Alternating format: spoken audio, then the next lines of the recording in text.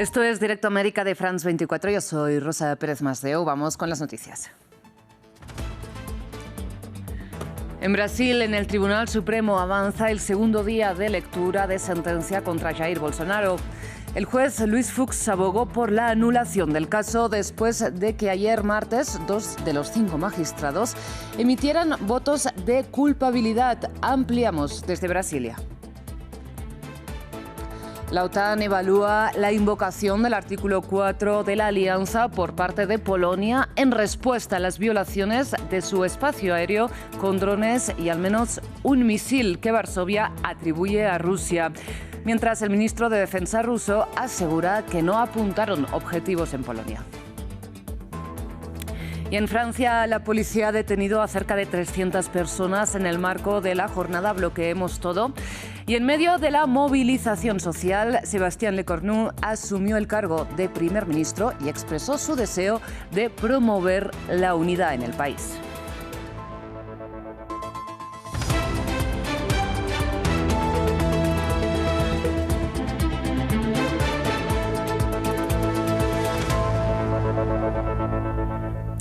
Iniciamos en Brasil, donde avanza, como decíamos, la segunda jornada ya de lectura de la sentencia de Jair Bolsonaro en el proceso por intento de golpe de Estado. Este miércoles, el juez Luis Fux abogó por la anulación del juicio por supuesta falta de competencia del Tribunal Supremo para juzgar a Bolsonaro y a los demás imputados. Sin embargo, ayer recordemos que 2 de los 5 magistrados, entre ellos Alexander de Moraes, emitieron su fallo de culpabilidad contra el expresidente, por lo que si un tercer juez coincide con la sentencia condenatoria, el ultraconservador sería condenado. Conectamos ahora para ampliar con nuestra corresponsal Valeria Sacone. Valeria, buenos días nuevamente. Cuéntanos cuáles han sido los argumentos, ¿no?, que ha esgrimido el juez Fux. Bueno, el juez Fux ayer avisó que iba a discrepar del juez Moraes y ha cumplido con las expectativas. Básicamente en 3 ocasiones ha dicho que el juicio debería ser anulado. Primero porque ha hablado del fuero privilegiado, ha dicho que se están juzgando personas que no tienen el fuero privilegiado, contradiciendo la teoría del juez Moraes de ayer, que el golpe no empezó en enero de 2023 y sí en 2021, cuando muchos de los imputados sí tenían fuero privilegiado. Además, ha dicho que tendría que ser juzgado en la plenaria del Tribunal Supremo, es decir, por 11 jueces y no solamente por los 5 de la Sala Primera. Y además ha cogido un argumento de las defensas de que fueron literalmente inundados de información, una gran cantidad de archivos que no pudieron analizar con tiempo, y esto, según Fux, es una lesión al derecho de preparar una defensa. Sin embargo, hay que subrayar que él es el único juez de momento que ha hablado esto, que ha cogido los temas preliminares de las defensas, es decir, que a efectos prácticos, si no hay otro juez que se sume a su visión, este voto se queda en la nada. Al mismo tiempo, hay que recordar que el Tribunal Supremo tiene vida propia y que no es la primera vez que cambia entendimiento. Lo recordamos con el juicio del presidente Lula, que en aquel momento era expresidente, que fue encarcelado porque se entendió que después de una condena en segunda instancia podría ser encarcelado aunque hubiese recursos, y posteriormente el propio Supremo mudó su decisión y decidió que no, que en cuanto hubiese recursos no podía ser encarcelado, y fue la razón por la que Lula, después de 580 días, pudo salir de la cárcel. Entonces, para muchos juristas, el voto de Fux está creando un precedente importante, no solo en la doctrina, sino en un futuro, en un caso de que cambie la composición del Supremo con nuevos nombramientos, porque a lo largo de los próximos meses 2 de los jueces se jubilarán. Al mismo tiempo, en lo que llevamos de voto, él ya ha decidido por la absolución de los 8 imputados del crimen de asociación criminal. Ahora queda por ver lo más importante, que es el intento de golpe y la abolición violenta del Estado democrático. Pues Valeria, mientras esperamos qué dice sobre estas acusaciones que faltan, queremos hablar de que pudiste, ¿no?, precisamente conversar en exclusiva con el general Augusto Heleno Ribeiro, quien fue ministro del Gabinete de Seguridad de Jair Bolsonaro y además es uno de los acusados en este juicio. Cuéntanos qué te dijo. Y además es un general. Bueno, el abogado nos ha explicado a varios periodistas conceptos técnicos, sobre todo lo que se llaman en portugués embargos infringentes, o sea, los recursos que se van a poder poner después de las sentencias, siendo que él ha dicho que espera un milagro, pero que en realidad los abogados de todos los 8 imputados son conscientes de que va a haber condena. Entonces, él ha dicho que hay un tiempo técnico para publicar las sentencias. Él cree que va a ser rápido porque dice que Moraes tiene prisa. Después de lo cual los abogados pueden presentar recursos. Dado que solamente hay de momento un juez que se ha opuesto a la doctrina del relator, van a ser solamente cuestiones de procedimiento, cuestiones de formas. Pero esto es muy importante porque permite que la sentencia no se ejecute, es decir, que ninguno de los acusados o de los posiblemente condenados puedan ir a la cárcel. Y esto es muy importante para ganar tiempo. Además, hemos hablado también con Celso Vilardi, el abogado de Bolsonaro, que ha usado una expresión muy común en portugués que es alma lavada, gran satisfacción, y en general en el bolsonarismo este voto de Fux ha sido muy bien visto. Recordemos que Estados Unidos ha aplicado sanciones contra todos los jueces del Supremo, menos 3. Y entre estos 3 está Fux, que puede seguir viajando a los Estados Unidos. Pues veremos hacia dónde se acaba decantando la balanza. Valeria, como siempre, muchísimas gracias. Seguiremos conectando.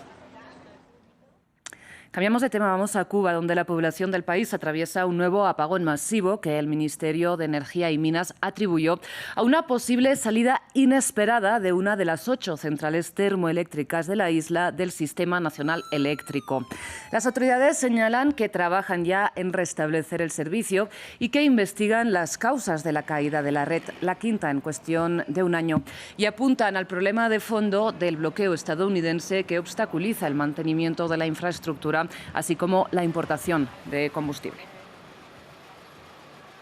Cambiamos de tema, vamos hasta Polonia porque el primer ministro Donald Tusk invocó el artículo 4 de la OTAN que llama a los aliados a consultas. Esto es un paso previo, pero no necesariamente desencadenante, del artículo 5 que recoge la defensa mutua. De momento, esta es la reacción de Polonia a las 19 violaciones de su espacio aéreo detectadas esta noche por la OTAN y atribuidas a Rusia. La embajadora de Moscú en Varsovia, sin embargo, asegura que que ella misma no ha visto las pruebas presuntamente de Polonia para reforzar esta acusación. Mientras el ministro de Defensa ruso declaró que si bien lanzaron una ofensiva aérea contra el oeste de Ucrania, no apuntaron a objetivos polacos. Por otro lado, el secretario general de la OTAN, hablamos de Mark Rutte, ha dicho que evalúan lo que consideran textualmente una acción absolutamente imprudente por parte de Rusia.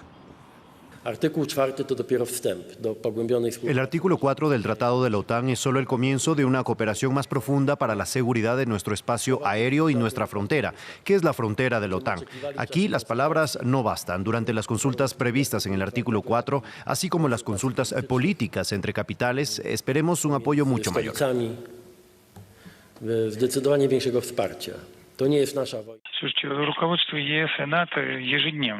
Los líderes de la Unión Europea y la OTAN acusan a Rusia de provocación a diario y casi nunca ofrecen ningún argumento que respalde sus acusaciones. Cambiamos nuevamente de información. Vamos ahora hasta Francia porque Sébastien Lecornu, exministro de Defensa e íntimo de Emmanuel Macron, asumió ya el cargo de jefe de gabinete. En una breve ceremonia, el nuevo primer ministro recibió el traspaso de poderes por parte de François Bayrou, derrocado, recordemos, este mismo lunes por la Asamblea Nacional en rechazo a su proyecto de recorte presupuestario. Y en plena jornada de movilización social motivada por este mismo rechazo a estas políticas económicas, Lecornu hizo un llamado a la unidad. Veamos. Teniendo en cuenta la situación internacional, sé que esta diferencia entre la realidad de un lado y de otro no puede continuar. Por lo tanto, habrá que cambiar. Tendremos que ser más creativos, más técnicos y de pronto más serios en nuestra manera de trabajar con la oposición. De eso volveremos a conversar los dos, pero también serán necesarias algunas rupturas y no solamente formales, no solo en cuanto a los métodos, sino también rupturas de fondo. No habrá grandes discursos.